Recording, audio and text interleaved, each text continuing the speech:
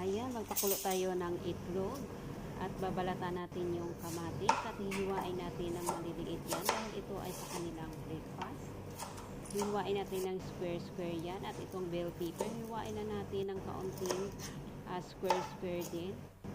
At itong chili, lagyan natin para naman ay umanghang na kaunti at igisa na natin yan sa kawaling walang mantika at ilagay na natin itong bell pepper. Takpan natin para lumambot yung kamatis. Lagyan natin ng salt, pepper, at cumin. At habang naghihintay, babalatan na natin ang itlog at ihihiwain natin yan sa gitna. Ayan, naluto na yung aking kamatis na walang mantika. Ayan, ita-arrange na natin yung hiniwa kong itlog dyan. At lagyan natin ng mozzarella cheese at ilagay sa puron at yan.